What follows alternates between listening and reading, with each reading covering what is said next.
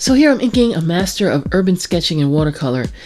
If you do watercolor or inking and you've gone to YouTube, and even if you are looking at product reviews for pens or brushes or watercolors or brands of watercolors, then you probably already know Teoh and his parkerblogs.com. Yeah, he's a pretty well-known guy in that particular genre.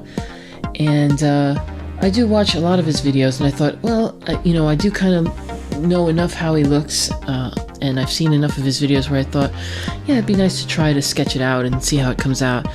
And I'm just going to do some, inking with some hatching and give it a shot. I got into this swing of doing these kinds of inky drawings by participating in Inktober, and in the upper left-hand corner is the last Inktober I did. And so you say, well, why wouldn't you put Teoh in the upper right-hand corner after your last drawing? Well, that's because in the upper left-hand corner there is a bucktooth llama. And I thought it'd be really strange to put Teoh next to a big bucktooth llama, although I think they're adorable. So so here he is, here in the lower right-hand corner in a slightly more dignified space, hopefully.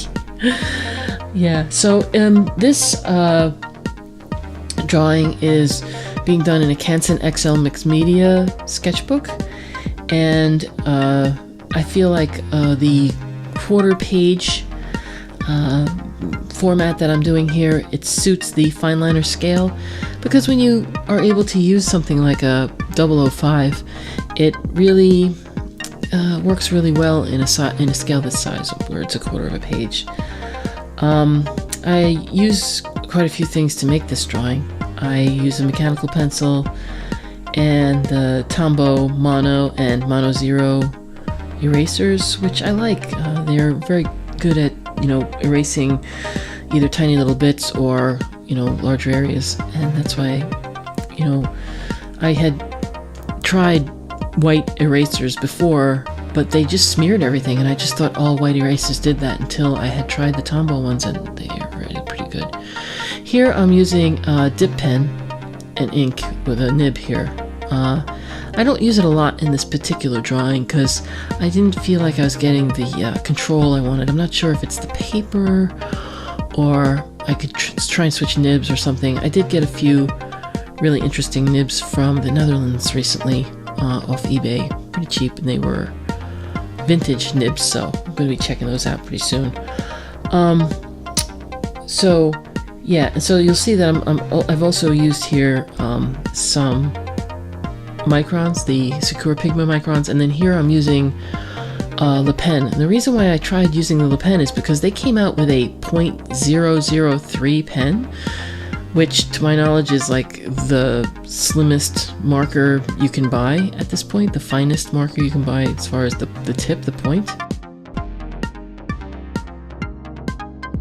The only thing that was strange about it was once I started to put my hatching lines in, and luckily they were just kind of like lightly done, is that the Le Pen ink is sort of like a lighter or a browner sort of mildly than all the other inks I had been using, like the microns. So I just kind of winged the little micron over the top of the Le Pen here to try and give it a more blended in look with the rest. So I guess the only way to solve using the .003 Le Pen is to either get more Le Pens and do a drawing in Le Pen, or to, when you scan it at the end, you can also make all your blacks all be the same. And the Le Pen, it works pretty good, but yeah, in the end I just put some micron over the top to just make it all, blend better. So the other kind of pen that I end up using, you'll see when I start the hair, is a Pigma, which is really weird because Micron calls their pens, Sakura actually calls their Micron pens Sakura Pigma microns. So if you put in Sakura Pigma, you'll get microns. So in order to get the Sakura Pigma, which is dictated as professional, so it's Sakura Pigma Professional or when you put those in, then you still might Google it, but it might still get the microns, because the microns are very popular, right? So to get the Sakura Pigmas, for sure, they come in these weird sizes. They come in FB, MB, and BB.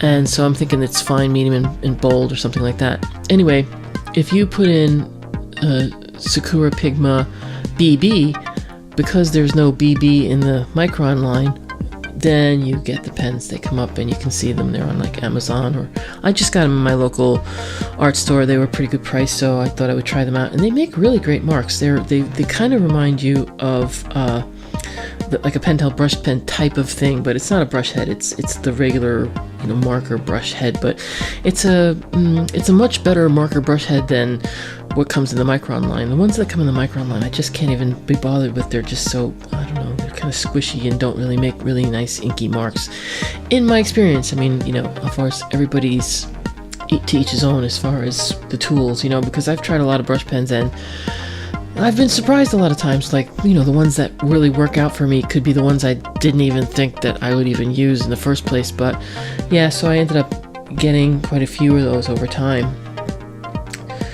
So yeah, and the really slightly challenging thing about this drawing for me was that if you see I'm drawing the eye there, it's because he wears glasses, it skews his eye just a little bit. So if you draw it so that his eye is not skewed, then it looks a little weird, because it doesn't make sense out of the lens that he's wearing. But once you do skew the eye just a little, it makes sense out of the lens. You can actually see like the glasses without even seeing the lens, and it makes it look more how you would actually see it. So it looks kind of better that way. But it is a weird way to draw it, because it's just because the eye isn't what you would expect if you had drawn somebody without any glasses. So yeah, so you could see how the outer edge of his face dips in a little bit, and his eye is like slightly out of place because of the lens, but it looks still natural because of you're used to seeing people in glasses.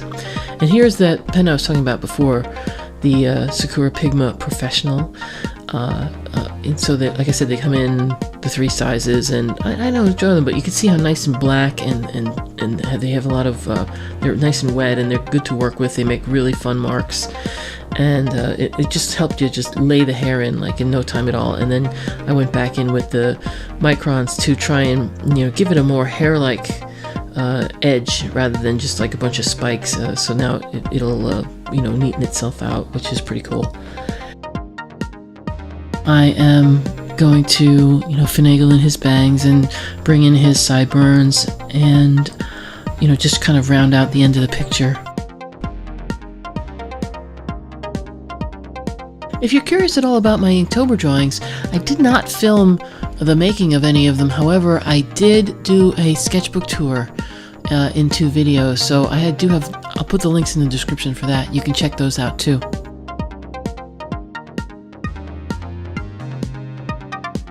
So I keep on making more and more hatching lines just to sort of try to bring a little more dimension to the picture.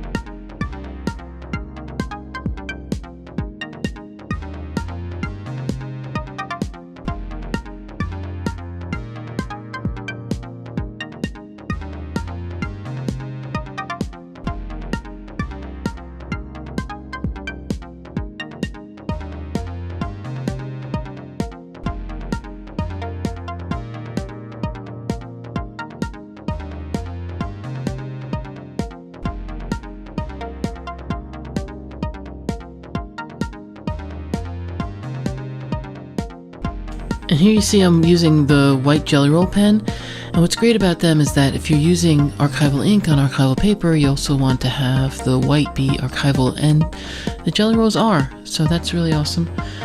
And also I am going to fill in the background with a wash, and the wash is just a water pen with water with a few drops of FW black acrylic ink in it, and it makes a pretty nice wash.